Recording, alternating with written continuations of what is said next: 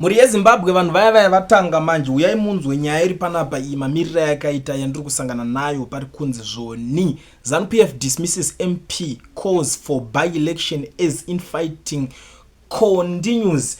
Vanhu vacho vatotanga pane nyaya yambobuda makuseni ichitaura kuti zvoni Zimbabwe ine ma-ARVs nechinchinyi zvakakwana zvezvo zvakakatwa neAmerica ichikata funding yeku-World Health Organization here.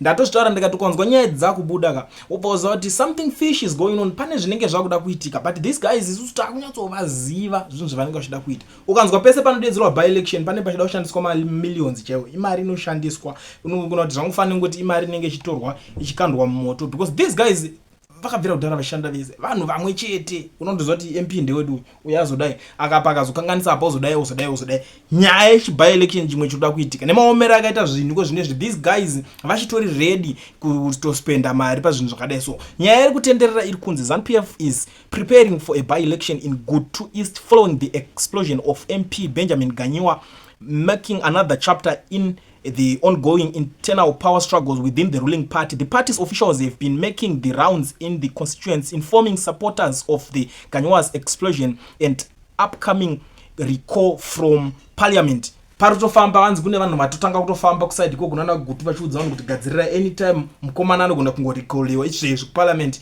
tikatotanga kutogadzira kuti tiite by-election. Saka kureva kuti kune vanhu vakutotsvaga support kuside ikoko kuti vatogadzirira kuti vatoisa mumwe candidate wavo wavanenge vachida. Ndo nyaya iripo iri kunyanya kupisa panapa iri kuitika. So pari kunzonzi Ganyiwa's explosion comes after a disciplinary hearing where he was charged with multiple offenses. He faced 4 key allegations: failing to control party supporters who attacked leadership on a WhatsApp group, holding unauthorized meetings that defied provincial leadership, and the demonstrating insubordination of higher party officials. The tensions surrounding Ganyiwa's explosion are further heightened by ongoing functional divisions within Zanu PF, with factions aligned to both President Emmerson Mnangagwa and Vice President Constantino Chiwenga at odds. This ongoing infighting has become a prominent feature of the party internal politics, leading to actions like Ganyiwa's dismissal. A local Zanu PF official in Gutu East made it clear on Saturday that the party would not tolerate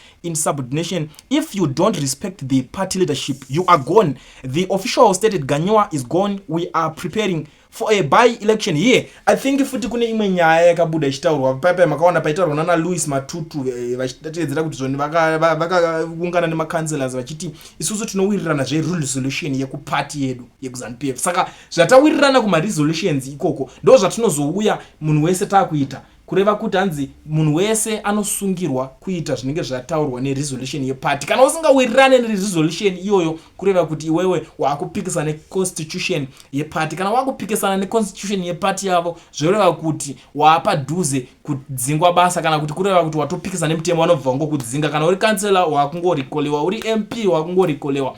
Resolution yacho iri kuti chi? Iri kuti 2030 hanzi tinofanira kusvika tina President Mnangagwa. Ndozvo zvavari kusimbisana ikoko pachavo. Saka ndo nyaya yanetsa panapa iri kunzi inokwanisa kungokonzera by-election.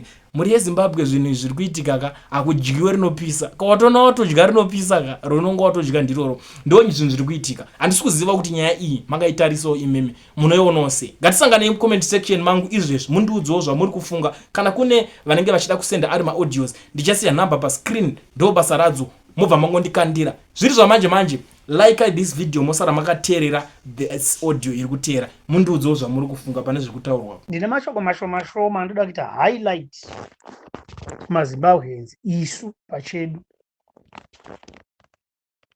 Chekutanga, maZimbabweans takafunda asi hatina kufunda. Takangwarira pamedia seizvezvi zvandiri kuita izvi kutaura. Pachirungu vanoti ma-barking dogs, they don't bite. Mhuka dzakanyarara ndo dzinoruma. Pane murume unonzi Gezu. Murume uyo wakaplaya a very big role munangaro ari kunasinga, ari kulive. Maida kuudziwa here naGezi kuti pindai parodi tivharire Mnangagwa ari kwari kuyopinda muState House? vanhu vaiva paground makavhurirwa kunzi Mnangagwa haachadiwa muofisi apa, but vanhu makatadza kupinda mustreet. Gezi wakataura napolice minister akati hatisi kuda kuona mupurisa unosunga munhu. It was an order. The police minister admitted, akati hongu ndichaita saizvozvo. Ndo pataifanira kutora advantage yedu. Ende Gezi never said kuti anoda kuti VP Chiwenga apinde. Wanga achitaura zvazviri indirect, zvamamusingaoni nekuchenjera nhema kwedu ikoko. Haana kuda kumenshena Chamisa, but ukacherekedza pekutanga pakatanga achitaura chaiwo mashoko ake, unosangana nazvo kuti he was aiming kuti Chamisa ave iye ari kufanira kuti vanhu vachipinda mustreet tidefende mavhotsi edu because this bastard wanga abuda. Hati towana kupi umwe mukana manje? Mapurisa hamucharohwi, masoja hanzi ho, maveterani ati okay, ndo zvatiri kuda izvi. Tine problem yekuti main players ndo atoda kuti apinde muground all the time, ainde mberi kwedu isu tichiteera kumashure. No, maZimbabweans takarara mani. Look, zvese zvaiitika anga akazviteerera ari kulive, achidzoka nobva ati no, the best thing kuvhara muromo wevanhu ava ndivapi mai 112 yakavapai.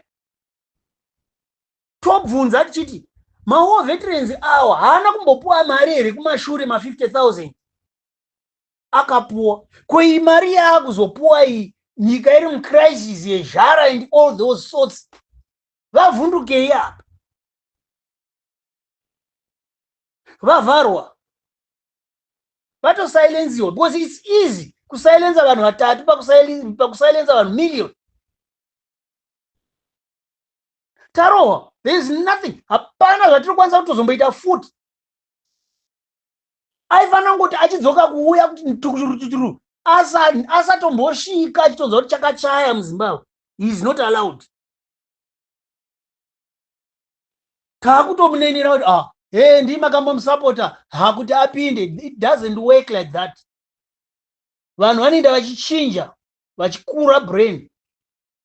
Tapuwa mukana, totambiswa. Nhasi unoti angotamba pamedia achitaurirana here and there, wakazodai chakara, chazobvondoka. Hakuna chinobvondoka, vanhu vakatopuwa mari, isu we are going to suffer. Now America yakavhara mishonga. Chiregawo nekufa kuri kuita munhu munyika. Mari dzichitambisiwa nana Chivhaya. He's a young boy. Takakura isu vana Chivhaya vasati vazvarwa. But we are benefiting nothing at all.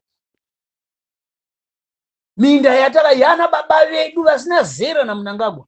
Ari kuteera achitora minda yacho naisa vachita zvavanoda. Minerals, misha, displacements hachapera. Hapana chiri kubenefita vanhu pane no gentlemen men. Let's take advantage yakaiswa naGezi and aim street. Full stop.